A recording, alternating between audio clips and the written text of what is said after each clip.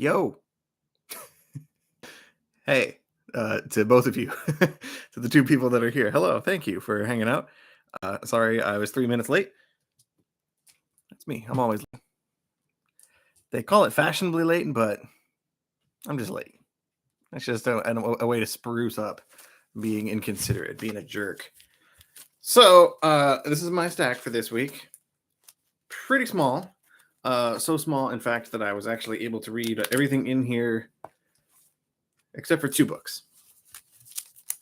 Pretty good. It's pretty good for me. That also means, thankfully, I will have time this week to to read something behind me, to read something that did not come out this week, or maybe the small stack of things I have been putting off, because it's not every week I can actually read my entire weekly haul. So whatever, I have lots of other options. This is a very, very small stack for me.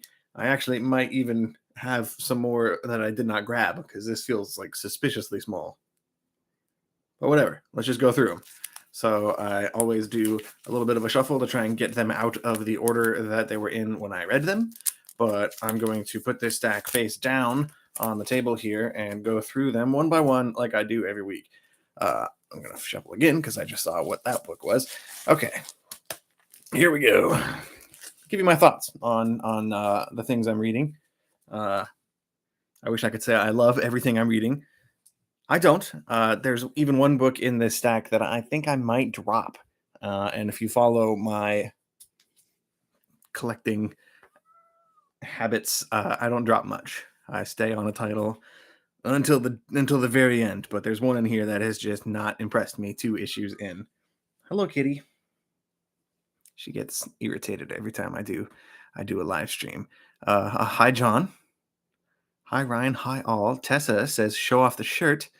I guess I should. This is my Something is Killing the Children shirt that I got from James Tynan's. I guess it's not technically his Substack. This is available on his website for a very brief time at the start of March, but it sold out, I think. I don't know. Don't quote me on that. I think you might be able to still pick this up off of his web store. I think it's shoptinyonion.com.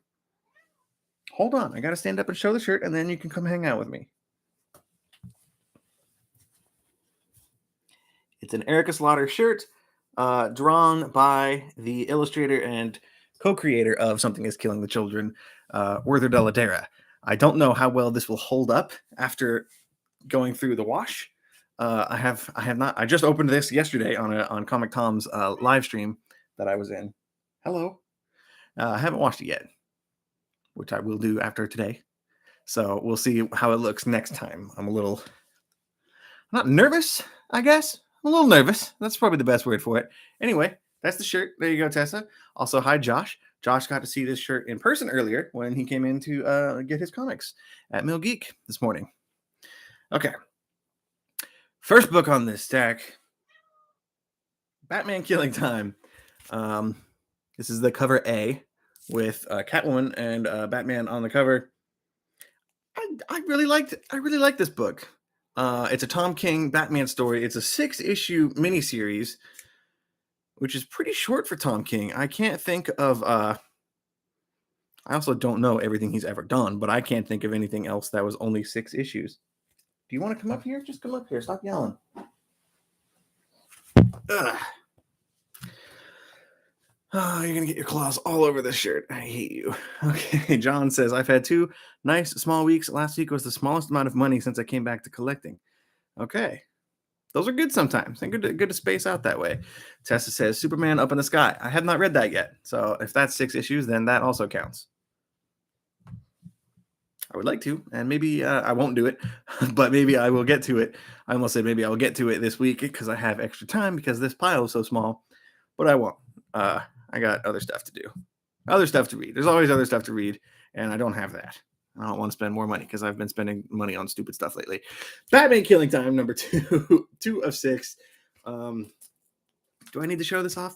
I don't need to show it off. It's got really cool art in here. It's a continuation of the heist plot line that was started in the first issue here, where you have Riddler, Penguin, Croc, and Catwoman teaming up.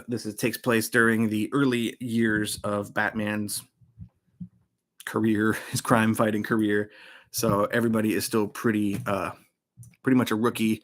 It's a cool book. I really like it, and especially with the main Batman title being a huge disappointment to me lately, I am finding a lot of solace in the offshoot Bat books like Killing Time here. I'm also really enjoying Batman the Knight by Chip Zdarsky. Detective Comics, basically anything except the main Batman book, which is kind of a bummer because that should be the best one. World of Krypton. Okay, I'm opening this. This is number 5 of 6, written by Robert Venditti with art by Michael Avon Oeming. He is rapidly becoming a favorite artist of mine due to his work on Powers. He did an issue of, or at least a portion of a recent issue of Crossover. And of course, he draws the Substack comic on James Tynion Substack, Blue Book, about aliens, which I love. And now he is wrapping up his 6-issue stint on World of Krypton, which is just like a Krypton prequel miniseries that takes place from the perspective of, goodness, I can never remember their Krypton names, Kal-El, Clark Kent's parents, Jor-El, obviously, and Mom, whatever her name is. I'm clearly not paying enough attention when I read this, but to be fair, that's because I am boggled. My mind is boggled by the gnarly art that's going on in this book. It is I don't know. There's a lot. There's a lot going on here, and I quite like it. Hello, kitty.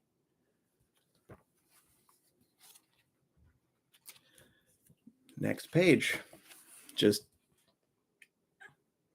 it's got some fun stuff. I guess I could hold this farther back here. Don't bump me. I'm trying to hold the camera, the comic. She's super needy.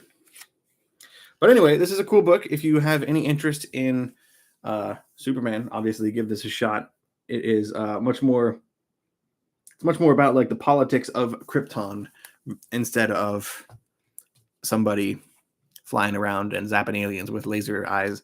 You kind of get to see the rise of General Zod from a military general to dictator throughout the course of this story, which is a cool B plot to go alongside Jor-El's. It actually reminds me a lot of the movie Don't Look Up, which I just recently watched, where you have a scientist going around trying to sound the alarm bells to everybody that our planet is doomed and we need to do something, and everybody's like, I'm good. We're fine. It's fine right now, so it's fine, right? Everything's fine. But based on the image here on the bottom of the cover, it's not fine. Things are about to explode. It's a cool book. I really like this one. And I might even recommend it to people. I think there's only maybe 3 people at Mill Geek Comics who are subscribed to World of Krypton, and that's a shame because that's a good one. I like that one. Next up, okay, bye kitty, get the hell down. Next up, this is a book from last week that we did not get in. This might even be, no, this is last week. Amazing Spider-Man 93 finally came in. This is one of the 2 books I have not read. I did not prioritize this because this was not new this week. This is the conclusion to the Beyond storyline, chapter 19. This Beyond story that deals with Peter Parker, Spider-Man, and Ben Reilly, the clone of Peter Parker. There's no, at least based on this cover, there's no surprise. They end in a fight, and I'm assuming something happens to make Peter Parker the normal Spider-Man again, just in time for the new number 1 that's about to start. I was pretty on board with this Beyond plotline for the majority of this story arc, which was kind of surprising. And then it became a 19-issue event. I don't even know if event is the right word, but there's a lot in this storyline, and it just felt like fluffed. It felt like it didn't need to be 19 chapters long. This easily could have been even something like 12, and to fit into 2 trades. There's just a lot here, and they're spinning the wheels to get to the new run that's about to happen. So I kind of wish I could drop Amazing Spider-Man, but I can't because it's Amazing Spider-Man. I feel like as a comic professional, I need to be at least somewhat aware of what's happening in one of the biggest books. So it's unfortunate that between Amazing Spider-Man and the main Batman book, those are like the two books I can like absolutely never ever not get, and both of them are disappointing me right now. Next book, Moon Knight, number 10. This is a lot of fun. I really like Moon Knight. So this last Amazing Spider-Man was about the copyright name of Spider-Man. Yeah, technically, like Peter Parker's been in a coma for most of this story arc, and because of that, this Beyond Corporation has made Ben Reilly the real Spider-Man. Like, and there was a little bit of a beef about the name, the official, who's going to be the real Spider-Man, and they kind of were working together for most of this story, but it seems like their relationship is frazzled, to say the least, based on that cover that I just held up. But this next book I'm looking at is Moon Knight 10. I'm surprised at how much I'm enjoying this. Moon Knight, I've been making a concentrated effort lately to try new characters and books, ongoing books that I have not really cared much for or never really tried before. I'm thinking of Ghost Rider comes to mind first. Wonder Woman, I'm reading from DC.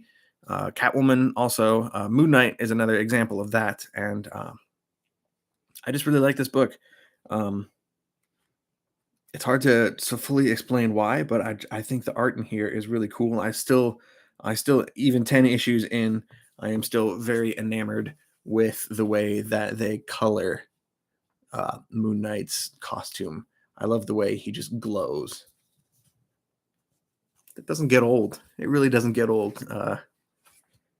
Even 10 issues in, and this artist, it's a very Italian name that I have trouble with. Alessandro Capuccio. It's probably Capuccio. I just really like the art in here. I'm not familiar with his work, but other than this book, anyway. And I think it really works. It has this kind of like, it's both realistic and somehow kind of cartoony and fluid all at once. And it just really works. I think this is the best example of making sure you have a good comic out at the same time your movie or TV adaptation starts. You want to have something good where somebody sits and watches Moon Knight on Disney Plus, and then maybe they go and maybe these people don't exist, but maybe, fingers crossed, that person who watched Moon Knight will go into a comic shop and be like, I want to read some Moon Knight. And there is a very good run of Moon Knight happening right now, which is not always the case. I mean, there's no Loki comic to steer people to, at least current ongoing comic. There's no Loki stuff. There was no Wanda or Vision comic happening at the time that show came out. So it's refreshing to have this Moon Knight book being actually good at the same time the show starts, which I still need to watch. I need to start the second one. I loved the first episode of Moon Knight, and I have not gotten to see number 2 yet because it's been a busy day. Hey, Paul. Pollinator. I don't know. I always think of a bee when I hear that name, and not a Terminator, which I think is what you were going for. The barcodes on the Moon Knight show are digital downloads of the Moon Knight comics. I did not know that. Oh, hello, John. Also, there's a wrench. I have a wrench. I kind of forget that I have a wrench on my channel. I don't ever do much other than this. So thank you. Thank you, John, for being here. I'm sure all of you have better things to do, but thanks. Next book on this list is Monkey Meat, number 5. This book really kind of, I can't think of another book that changed my mind, I guess. I know there's one that I'm forgetting, but after the first issue of Monkey Meat, I was very much, I was very confused and a little turned off, but I kept going with it. And then after reading 5 issues of this book, I realized you're supposed to kind of just go with it. It's very silly. It's funny. It's goofy. But the main draw in here is the art. The art is just incredible in this book.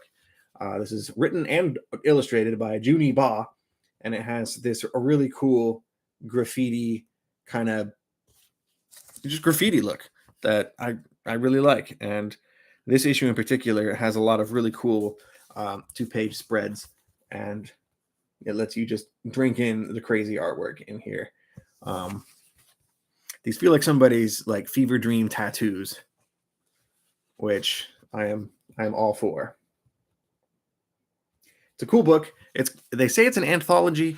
It's a little bit of a misnomer. These issues are there is some connective tissue here, much more so than in a series like Ice Cream Man or even Silver Coin, which are both anthologies that I really like. But those issues, I mean, you can read this on its own too. Any issue of Monkey Meat can be read by itself, but there's definitely at least one character that I've noticed who is the connective tissue through all 5 of these issues so far. But really, with this book, you are getting it for the art and for the creative expression. Just the fact that it's all one guy doing this whole thing is very impressive. I think I'm going to be sad to see it go, which I would not have predicted if you told me that several months ago. We're making good progress. Next book, Radiant Red #2. I love this book too. I've had, I'll do that away from the mic. I've had pretty good luck with Radiant Red, especially considering that it is my first exclusive for issue #1, by the way, which you can pick up tomorrow on my Whatnot sale at 5:15 p.m. on Mill Geek Comics. A couple of you already have, so thank you for that. But you're directly supporting me when you do that, which is weird to say. But my exclusive is for Radiant Red #1, and this is issue #2. When I first found out that I was getting a cover for Radiant Red, I was kind of nervous. I knew that I love Radiant Black is one of my favorite books of last year. The main title that this series was a spinoff of, and I was very nervous that my name was going to be attached to a comic that I did not like. I was very nervous that Radiant Red would not be a good book, but it turns out it really is. Issue #6 of the main Radiant Black series was a one-shot that focused on this character who starts as a villain. At least in the first story arc, throughout the first story arc of Radiant Red, this character is built up as a villain, and she gets her own issue in issue #6, and you get to realize that she's got her own problems and she's got her own hang-ups. Everything is just not really working out very well for her, and it was a cool way to humanize a character that was misunderstood up until that point. And it just felt very weird because it was 6 issues into a new comic. You suddenly are focusing on a completely different character with a completely different writer and artist, and it was a little off-putting. And they went right back to the main story right after that. And now, in retrospect, you can see that issue #6 was basically a prequel to this 5-issue miniseries, which is all focused on this character, whose name I cannot remember. I should probably know that. Radiant Red is her character name, obviously. Whatever. There's just cool art in here. She finds herself in a metal foundry, I guess is the word, like a factory where they melt down metal stuff, and kind of like the end of Terminator 2 is how I think of it. But which explains this cool cover. While there's all this like molten crap all around her. But basically the premise of her powers is whatever she is holding, her suit kind of like absorbs that material and redirects it. So she's able to like pass through. I think she walks through like a window or something in one of these panels. So I guess maybe she can use that to walk through material, but mostly it involves her holding something and then bashing people in the head with it, which is fun. It's a cool power. It's not anything I ever would have thought of. But, it's a fun book. I'm very pleased that my first exclusive was not on a book that I could not. I was worried I was going to have to really pretend to like a book that I just didn't. But I'm also really a really big fan of Radiant Black and the universe that Kyle Higgins is building around all of these characters. So Radiant Red, number 2, very fun book. It's going to be over before I know it, unfortunately. There's another spin-off to that book called Rogue Sun that I talked about before. That's also 2 issues in. I think I like Radiant Red a little bit more, but Rogue Sun is going to be an ongoing. But in general, just give Radiant Black a try. It's a $10 trade paperback that you can probably find at most LCSs. Well, you guys are talking in this chat a lot. Your book is going to be in the mail call. No, my book will not be in the mail call. You can buy it directly from me on my Whatnot sale that I'm doing tomorrow at 5:15 p.m. Pacific time. Or you could also just DM me on Instagram and we can work out like a way if you want to buy like directly from me. I'm not sure how that's going to work, but there needs to be / probably is another way to purchase this beyond just Whatnot. It is not a Whatnot exclusive like some of the other books that we sell. So there's options, but DM me if you really want one. We'll figure something out. But no, it will not be in the mail call. There are only 750 copies printed, and it's going to be split between myself and Comic Tom and Bird City Comics, the comic shop that is responsible for making it all happen in the first place. So that's pretty cool. Bookshelves equal knowledge. You're right, Biggie. I'm very smart. Actually, that's not true. There's you can't really see it well in this camera frame here, but these shelves are half full. I got plenty of room to grow. Hey, by any chance, did you guys get the Batman White Knight Black and White? Is that a ratio variant? I don't think we have any copies of that book left at all. The new Batman Beyond White Knight, we sold out of everything of that last week. Josh wants one. I have one with me. We could have made this deal happen this morning, Josh, but I did not think to mention it because I'm not a hustler. I don't sell things. This is very weird for me to be talking about it right now, even. But I'll try and keep some on me at all times. So we'll see if we can make that work. I think Comic Tom sold one of yours tonight, says Paul. Yeah, that's true. Tom's got some. I got some. The shop has some. The shop being Bird City Comics, not Mill Geek. So yeah, it's fair that Tom sells them. They're part of his. Although you should buy it from me, because Tom sells all kinds of stuff. All right, what's next? I almost hit myself in the face. Okay, Devil's Reign. If I were to give out an award for worst cover of the week, it would be this one. I've really, I don't know. Mark Bagley. It's bad to say he's not my favorite. I like what he did on Ultimate Spider-Man. Obviously, he nailed every single one of those issues. But something about especially his cover work lately has just been really lackluster. And the closer I look at Emma's face, the more disturbed I am.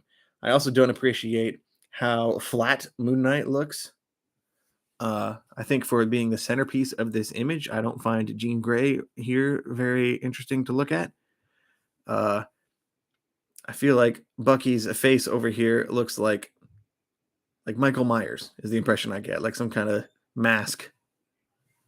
It's just a bad cover. And I don't even know who that is, but that's because I'm not reading X-Men. But anyway, these are connecting series of covers. And number 5 goes right here, and I put them side by side while I was reading this. Oh, wait. Does it go over here? What side is it on? It's on this side. Yeah, okay. It's just hard to tell. There is the pointy end of a sword right here, and there is a tentacle of Doc Ock up on top that both connect to the previous cover. But when you put them side by side, they don't match up. This has happened at least 2 other times in this 6-issue series, but there were issues with all of the connecting covers for this run that really stunk. And it's unfortunate because I think having a good set of connecting covers that actually connect the way they're supposed to, I think it can look pretty cool. I was very impressed with the King in Black connecting variants that I got for that event, but this one's not doing it for me. The inside's really good though.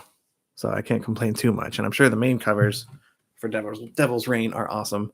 I'm sure some of the other variants are awesome, but this Mark Bagley connecting set is just not my jam.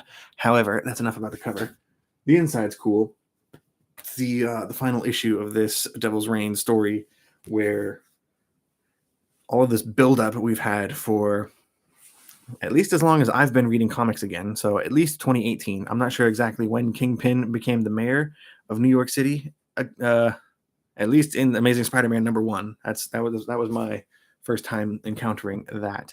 But in the whole Devil's Reign story arc, Kingpin has kind of gone off the rails, you could say, and it's bad. It's bad, but we all kind of knew it was coming.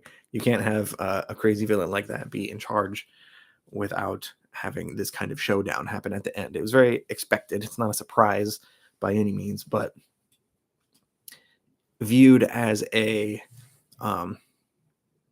Daredevil storyline, this is a cool, I want to call it like a mini event. This didn't feel like a big, huge Marvel event, even though there were a bunch of tie-ins. However, it wasn't like, at least as far as I know, and I'm not reading everything at Marvel, but it wasn't like every book paused for the month to tell a Devil's Reign story. There were a bunch of new Devil's Reign miniseries that popped up. Are you looking at yourself? I think he sees himself on the camera. But whatever. Devil's Reign was good. As far as events go, I think they need to be more like this. A little bit smaller in scope and scale. A little more self-contained. And definitely shorter. This was 6 issues. If you want pure Orion ratios, you got to go to the source. Is that like Scarface? It sounds like Scarface to me. Maybe that's just because it's on my brain all the time. Gangster movies. There's no room for you up here. I can only have one cat up here at a time. He's purring very aggressively. It's adorable. Okay. I'm going to go to the big book because this one is so big that there's no hiding it. This is Wonder Woman Historia, The Amazons. #2. This is a 2 out of 3. I gotta think about my thoughts for this one. Issue #1 of this story came out. It's been months. What? Calm down. It's been months since issue 1 of this book came out, and obviously I read the previous issue of every series before I read the current one, but especially so with a book like this because I just didn't really remember what happened. But I can safely say that Wonder Woman Historia #1 was maybe my favorite single issue of last year, or at least in the running. I don't rank favorite issue of the year, but it was one of the best like single comics I've ever read. The art in there was outstanding, and the story in that first issue was basically I always thought of it like as a Bible, like a mythological kind of history about the creation of Themis. I can never pronounce it. The Wonder Woman island, the Amazon island that they live on, the Amazon Prime island that they live on. Oh, he sees something out there.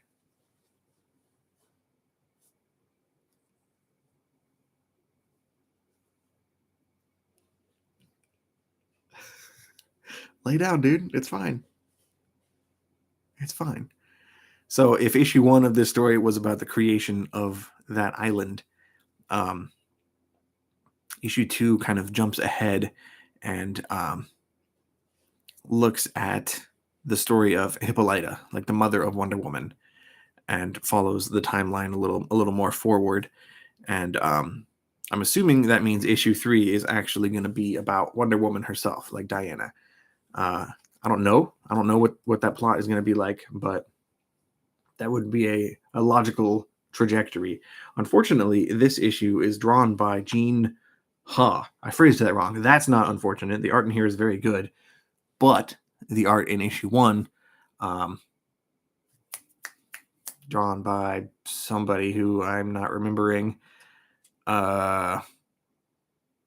Phil Jimenez, I think. It was some of the prettiest art I've ever seen in any comic. So while this art is really good in issue 2, it does not compare, in my mind, to the type of illustrations that we got in the first one. This will make a very cool hardcover when it's all said and done. But the fact that these issues are coming out so delayed is a really big negative for me for this book. In the back of issue 2, it tells you keep an eye out for Wonder Woman Historia #3, fall 2022. So I don't know what's taking so long, especially with the fact that it's different artists every time.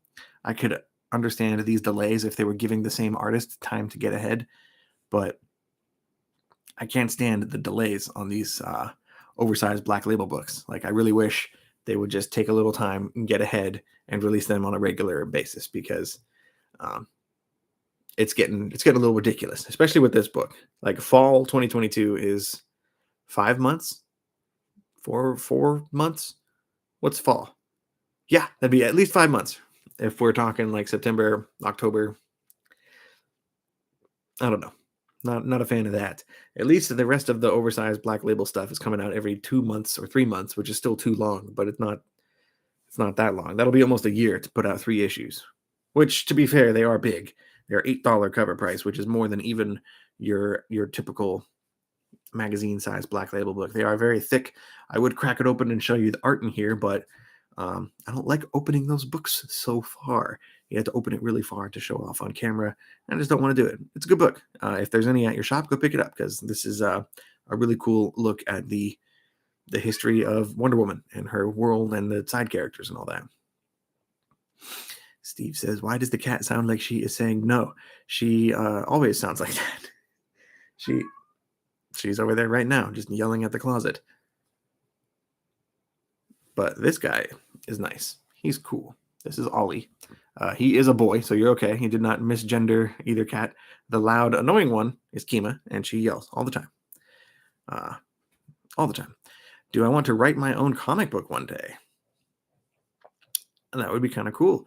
I've been tinkering with various writing projects on and off most of my life, but right now I am so focused on keeping up and reading comics that I don't have much creative juice for much else. But yes, that's the short answer. I would very much like to write one. However, I don't know many artists. I know a couple, but I don't know. It's not a conversation I have had realistically. Comic Tom and I don't know if I'm allowed to mention this, but he and I have talked about that. Not so much in a concrete way, but like, wouldn't it be cool if, in 10 years or whatever, if that was something we tried? But to be honest, he talks about a lot of dreams in that sense, but we'll see. It seems like all the Black Label stuff takes forever. Yeah, they managed to put out like when they do like a normal size Black Label book that's not gigantic. Like the normal ones, like what Batman the Imposter was a normal size Black Label book, and that came out every month with no problem. That was 3 issues, boom, boom, boom, 1 and done, or 3 and done, and it was perfect. It was one of my books of the year, actually, last year. There were no delays with that one, but for some reason, it just takes them so much longer to get the art out for these oversized books, which I don't know. I don't buy it. I would rather they, like I said before, I would rather they just don't start until they have at least 2 issues in the can ready to go, and that gives you a couple months to get #3 out the door. I don't know. Irritating. Speaking of irritating, this is Batman 122. I love this cover. This is a B cover done by Gabriel Delato. Calm down. This is just a tie-in to Shadow War, the crossover event that's happening right now with, I almost said Deadpool. They're basically the same, right? I don't know. Deathstroke, Robin, I think it's Robin and Batman. I am not reading that event. I am not reading Deathstroke. I'm not reading Robin. I am reading Batman, however. So unfortunately, just being thrown into part 2 of this crossover event, I have no idea what's happening, and I don't care. I could, if you're not reading the Deathstroke event. I already forgot what it's called. I'm looking at Devil's Reign, but that's not the name of the event. Shadow War. Thank you, Ryan. If you're not reading the Shadow War crossover, you can easily skip Batman 122. There's not a lot going on in there, although I did enjoy the backup story in here because I think that will be that will at least be something to read for the next, I think this is 2 issues. I don't know how long this event is going to go on for, but there's at least something in here that as a non-reader of Shadow War, there's something in there for me to appreciate. But again, it goes back into what I was saying at the beginning of this show. Like, the main Batman book by Joshua Williamson has been a fairly consistent disappointment this whole time. He's had the run now for 4 or 5 issues, and I haven't liked it. My favorite part about this run so far has been the interior artwork by I think it's Jorge Molina. I know Alfred Molina plays Doc Ock. It's not him, but the interior art by somebody Molina is really, really cool. And that's my favorite part of this run so far. Don't ever get cats. Or children. Either one. She's trying to get into the closet now. There's nothing in there. Hey. Okay. There's like 5 books left. Oh man, I was wrong. There's like 7. Next one. Nottingham, number 6. I have not read this yet, so that's easy. I can skip that. I liked the first run of Nottingham, and I am subscribed to it at Millgeek Comics. So I was very surprised to find out that there was more Nottingham coming back. Also, I got to read the letter that was in a care package that Mad Cave Studios sent to Comic Tom for us to open on Comic Karma yesterday. That was fun. I highly suggest you go check out that Comic Karma live video if you have not watched that already. Mad Cave sent us this very cool Nottingham themed box that contained like jewels and a letter, like a threat from the king that I got to read in a very, very silly voice. I had fun.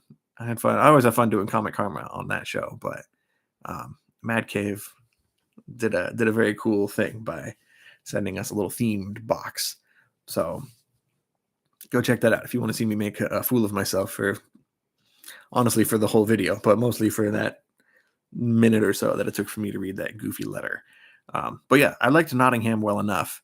I don't remember it very well, and I sold my issues at a claim sale a while ago. So hopefully this is new reader friendly, because at this point I'm basically a new reader. I remember the gist of what happened last time, but we'll see.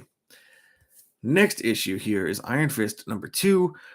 This has been a pretty cool book so far. I was expecting not a good book, but again, this is another character that I have not really had much exposure to beyond obviously the Netflix show, which I recently watched for a second time. I guess it's not on Netflix anymore. Disney Plus, the Defenders show, the street level heroes, whatever they're going to call them now. I enjoyed Iron Fist as a show a lot more when I went back and watched it years later, after the initial excitement really kind of popped and soured. I liked the show, but I think I'm also just kind of somehow drawn to the character and the premise. And while I was watching that show, I went and read the I want to say first like 18 or so issues of the was it Matt Fraction? I think it was the Matt Fraction run, the Immortal Iron Fist. That was like 2008 or so. And that was a really cool book. And I realized I like the character, I like the lore, but obviously now there's not a whole lot of Iron Fist modern stuff. But this story has been fun. And it's about the character Swordmaster. I can never remember his real name, but his magical sword that he has gets broken, and the shards of shards of metal, obviously not glass. A glass sword would be very ineffective, but the shards of his sword get embedded in his hands, and that is part of the he uses that power, I guess, in addition to the actual Iron Fist abilities that you get, obviously, from plunging your fists into the heart of Shao Lao, the Undying. Big old dragon here. It's a cool book, and the fact that he is working with Danny Rand, like the original Iron Fist, makes this new version a little easier to stomach, I guess. It's always kind of abrupt when they throw in a different person as a superhero that you're familiar with. It's always a little jarring, and you hope they can manage to pull it off and make it interesting. It was hard for me, especially because I have no familiarity with the Agents of Atlas, like the team that this Swordmaster guy was on, but you get a little glimpse of those characters here in these panels. It's a cool book. I am pleased at how much I don't hate this run. It does what comics are supposed to do, in the fact that reading this makes me want to go back and actually learn more about this guy and read either the Swordmaster standalone book or Agents of Atlas. Thankfully, those were not very long runs, so that wouldn't be too hard of a task. But I think this is another mini-series too. I don't think Iron Fist is a new ongoing, which I like. We'll see. And also, Iron Fist has been a character. It's more of a role than a person. Like the role of Iron Fist has been passed down through history, through the centuries.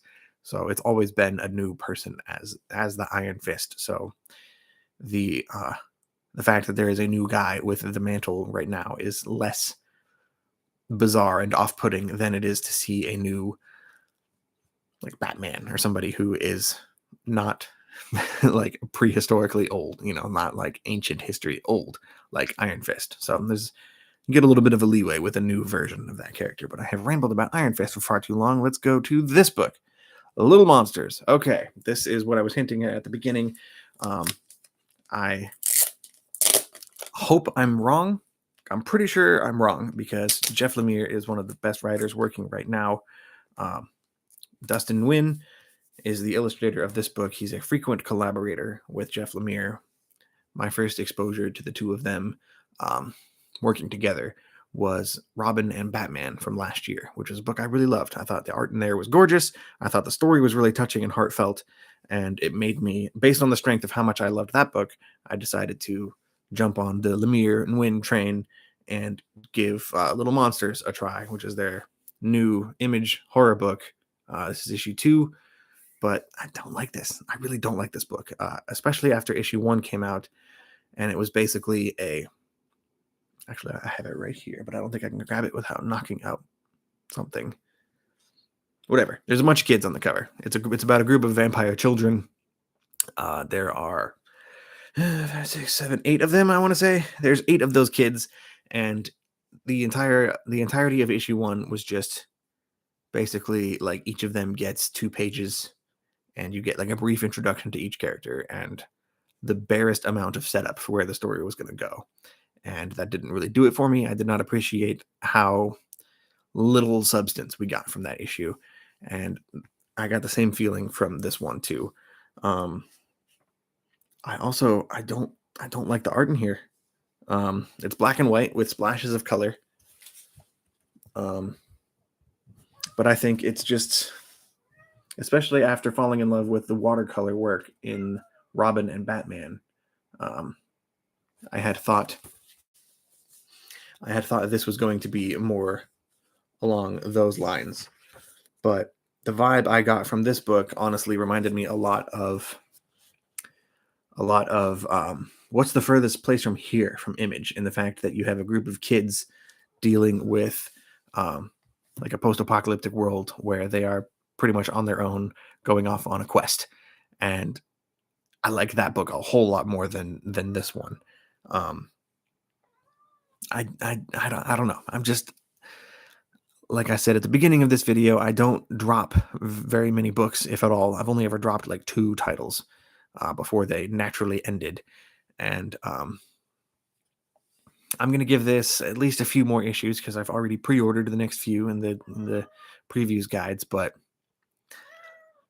I don't enjoy this book, and I'm really hoping that obviously they are a proven creative team, so I'm sure that in the future this book will get better. But right now, 2 issues in, not feeling it. This is like my non-pick of the week. My biggest disappointment this week was Little Monsters #2.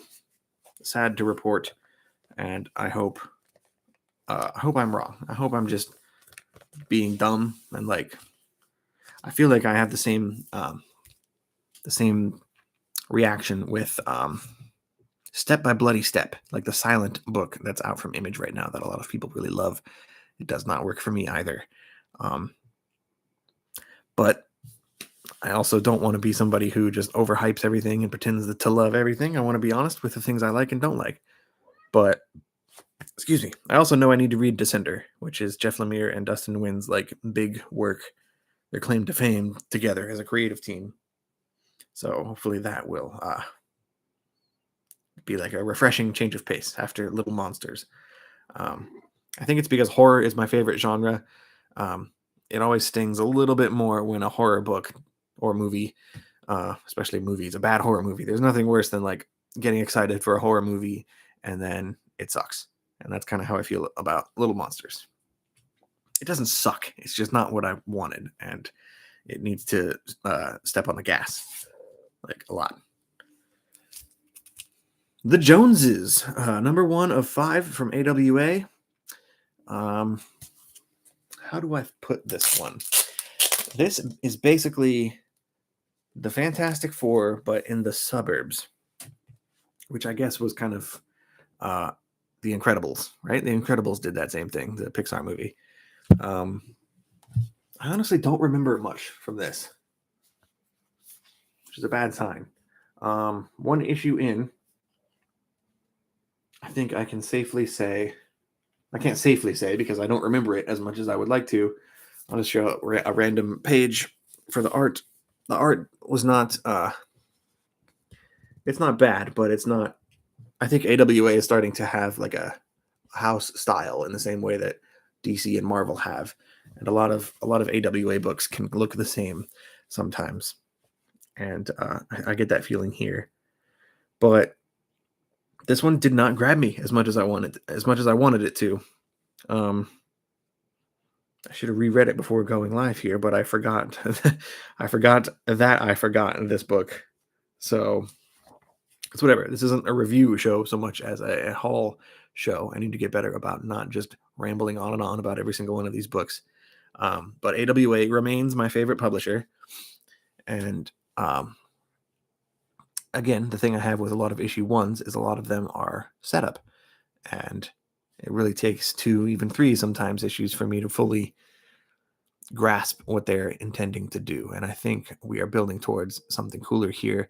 This definitely ties in much more directly to the overall AWA interconnected universe that they have through their superhero books, like The Resistance and Erratic and Moths.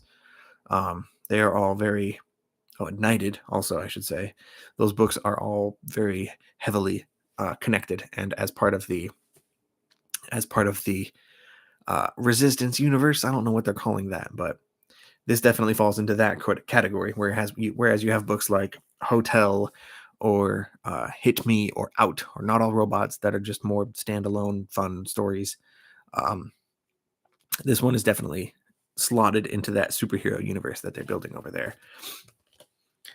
It's cool, but I need to read it again to have a better opinion of it.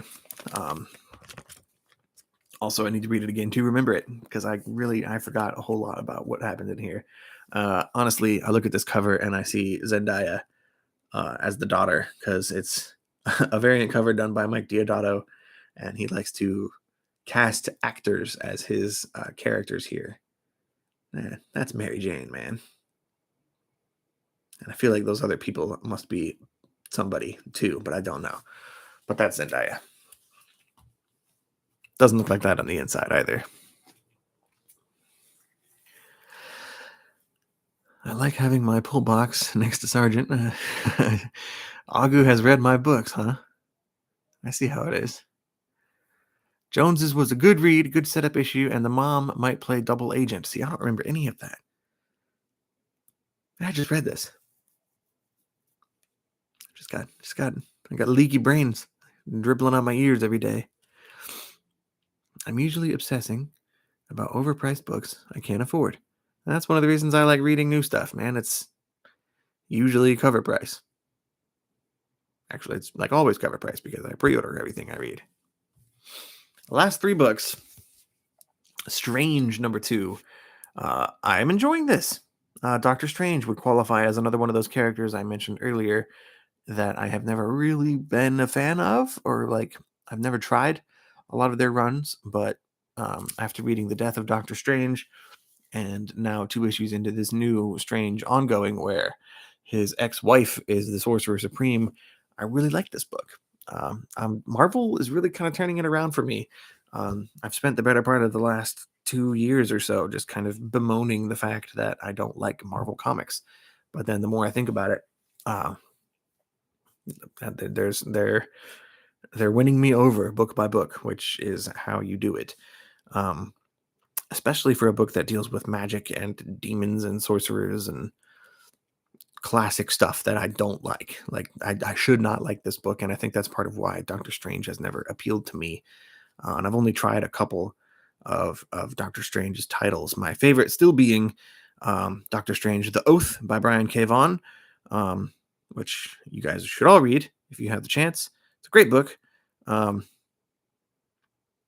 yeah, I don't know. I even tried reading, who was it, Jason Aaron's run, I think. I read a trade or 2 of that.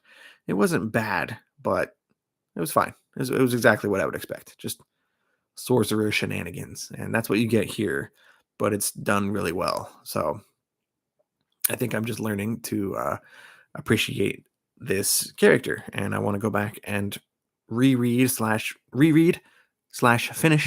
the Jason Aaron run, and I also really want to check out Donny Cates's run on Doctor Strange too. But also Jason Aaron is one of those writers that I kind of want to just read everything they've done.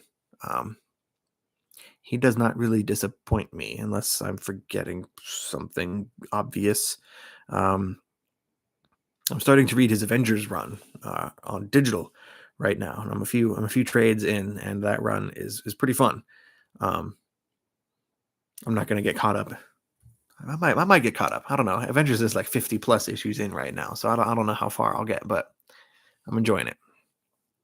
That Marvel paper, so brittle, won't even spark, just goes poof, says Agu.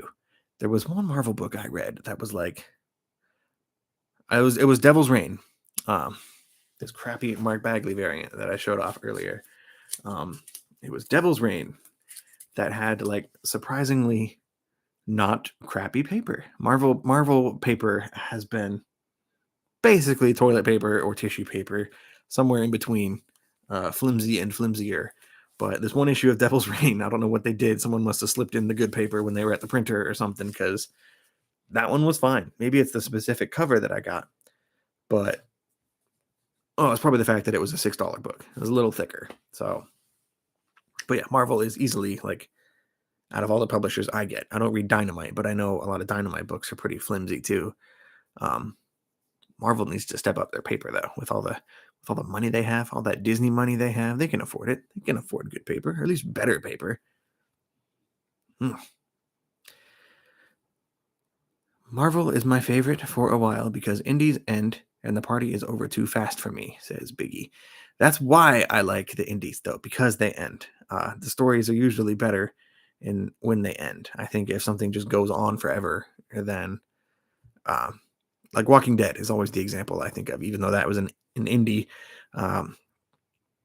Once it hit gold, they kept going and they kept going and they kept going, and I stopped caring. Like, I don't know.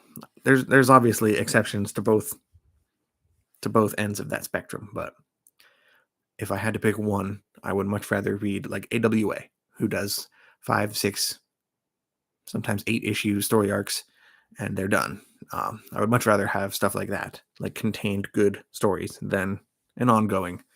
But I think that's just the era of comics too. I don't think they did a lot of self-contained miniseries back in the day versus super long ongoing runs. So there's a difference. I'm still enjoying Marvel stuff from 2011. I agree. I really like that era. My sweet spot of comics is really just I mark it at Avengers Disassembled, which was like 04, 05, I think, is where I start like really noticing like my favorite stuff. Right around the mid 2000s, between that Marvel and then Jeff Johns' Green Lantern over at DC, that was also 05.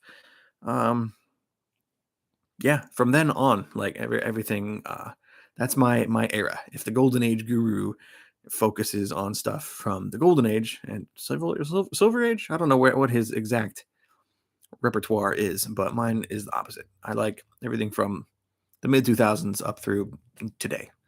So that's my sweet spot. So yeah, 2011 definitely falls in that window. Hit the like button, says Aku. Thank you. I keep forgetting to mention that because I'm very bad at this. Morning, Agu, says Biggie. It's not morning, man. Where do you, unless you live in like Australia or something. I don't think you do, though. Marvel can't end IP, brings too much money.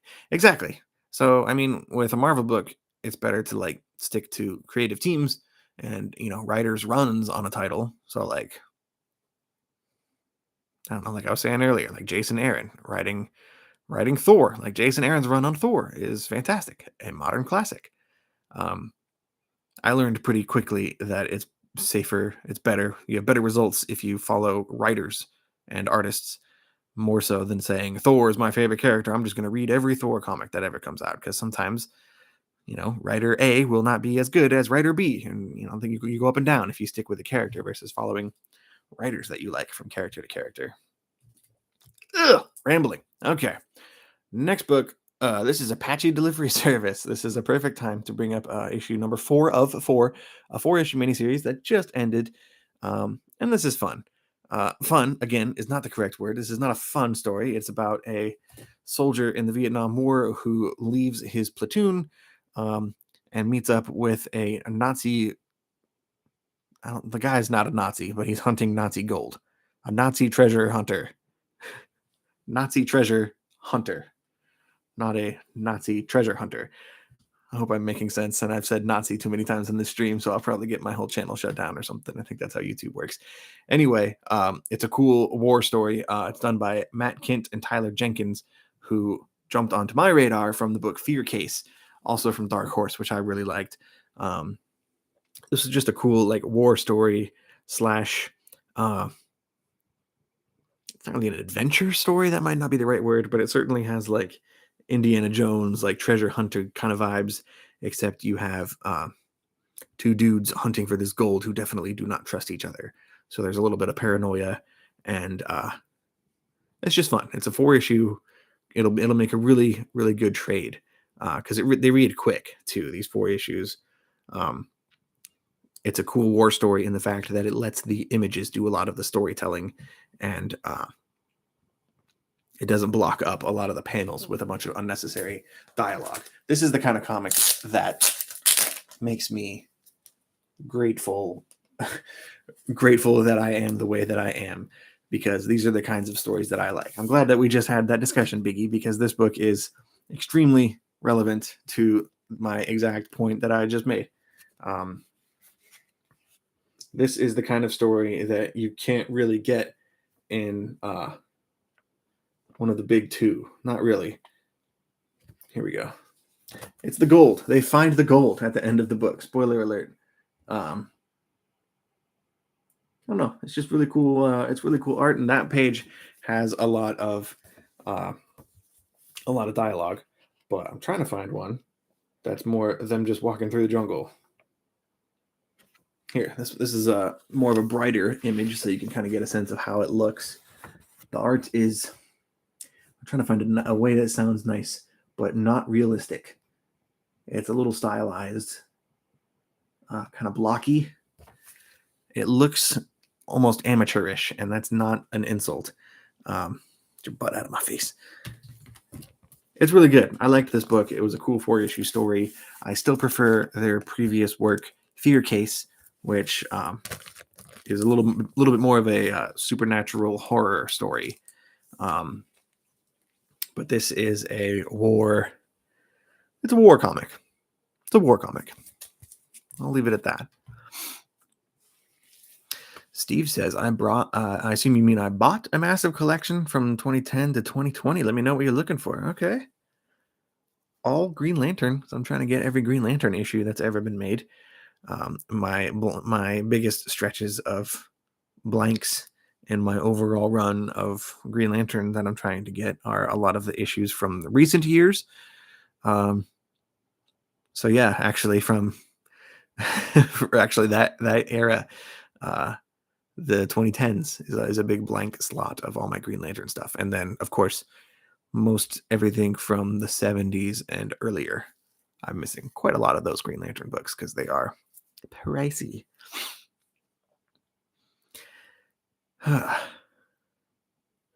Thanks. I'm new at reading comic books. I should know what that means. I kind of know what you're saying, Dion. Ryan needs the UFO run. Is there a book called UFO? Because if so, I would be interested in that. I love alien stuff. You were my wake-up call at 7 in the morning in the Netherlands. Okay. Get up too early. You should go back to sleep. Well, you're almost done here because I got one book left. This is One Star Squadron. Okay.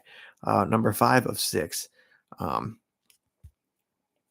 Ultimate Fallout. Okay. I thought you meant UFO, like unidentified flying object, which is much more my speed. I don't have Ultimate Fallout. I'm trying to get all the Ultimate stuff on Comixology because there's a lot there, and I don't love the whole Ultimate universe enough to have it on my shelf. I do have the Ultimates and Ultimate Spider-Man Omnibus Volume 1 over there, but the rest of that stuff I'm just going to get digital because I don't want to take up space. I am working on the entire Ultimate Spider-Man run too, in single issues. I have a lot more of that than I thought I did. Because thankfully that run is pretty attainable. One Star Squadron. There are 2 people at my comic shop getting this book. One of them is me, and the other one is another guy that works there. This is just a very not popular book. It is very much flying under the radar. I actually posted a panel from this in my story because, like I said in that post, there is one moment in every book written by Mark Russell that just makes me laugh. He's a very good writer. Again, I say it every time.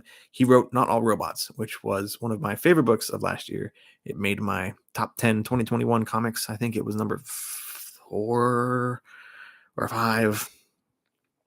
Whatever. It's one of the funniest books I've ever read, and he is a solid writer. But this book is about an app-based company where washed up superheroes go to do gig work, anything that requires a superhero, like a birthday party or an actual crisis. They can pull up this app and say, like, I need someone to come to me, and it's a bunch of these like loser C-list superheroes that all used to be really cool and who are now basically all going through their midlife crisis. And it's just really fun. It's a really fun book. It has very, like, all Mark Russell stuff. It's fun, it's funny, but it also has moments of really touching kind of sadness, I want to say, in a way. At least maybe just this issue this series has some moments in here that really make you think and like kind of evaluate your own life in certain ways. It's a cool book, and I really want Mark Russell to be on more people's radar because he is one of my favorite writers. If you look at it in the sense of the things of theirs that I have read and how much I like that, because every writer I like has done some stuff I don't like. But when you look at their batting average, I guess if you're a sports person, the few things of Mark Russell's that I have read, I have loved. I'm talking Not All Robots, One Star Squadron, Fantastic Four Life Story. He wrote that. It wasn't very funny at all, but it was still very good. I also bought, actually it's right here. I met him at Emerald City Comic Con in November or December, and I bought this from his booth, which is one of his more well-known books. I don't know if that's the right way to phrase it because it's not very well known, I don't think. But I bought this from his booth and signed it for me. It was pretty cool. I have not read this yet because I immediately let a friend of mine borrow it. But the premise here is God basically tells his son, Jesus, he like kicks him out of heaven and forces him to live with a superhero on planet Earth who is basically Superman, but they can't use Superman for rights reasons. But basically, it is God kicking Jesus out of heaven to go live with Superman to learn how to be a hero, I guess. I don't know. I haven't read this yet, but I'm very much looking forward to it. I shouldn't be flipping through it. Spoilers. But yeah, that's Mark Russell. A really cool writer, and it's a very strange way to end this stream, but that's what I'm doing. I'm going to end it. I'm going to, I don't know. I think I'm going to go for a late night walk. That sounds really good right now, actually. I want to get up and move, which I don't think is a sentence I've ever said before. Feels weird. But I did a lot of reading already, and I don't really want to read more. That comes later, as Bane would say. Ancient Aliens, the best show on the air, says Paul. I don't know. Paul, you like a lot of shows, so what's that one you keep telling me to watch that I keep ignoring you? To be fair, I do that to everybody who tells me to watch stuff. I go, oh yeah, that's a great idea. I'll get on that right away. I don't. I'm a snob. But also, it's not going to happen if it's on some weird streaming service that I don't have, even if it's free. I'm just an opinionated jerk, even though that show sounds like something I would very much like. Except I can't remember what it's called because it's got a one-word name, and those are tough. It's not Ancient Aliens, though. I know that much. John Stout really likes that book. I assume by that book you mean Second Coming. It sounds like you were a fellow Mark Russell fan. Paul says, I will see you tomorrow at 5:15 on Mill Geek Comics Whatnot sale. That is correct. Thank you for the plug for me, Paul. But go download Whatnot if you have not. If you're looking to buy single issues, Whatnot is a really cool platform to do that on. And I'm on it, technically. Technically, I am on Russ's account for half an hour every week. So if you really want to throw money at me, you can come do it there. I get a cut of everything we sell. And my cat just jumped on something over there and made a big noise. They're both trying to get into the closet now. So I'm gonna end this live stream and go murder my cats. I will see you guys in a week or so. Bye.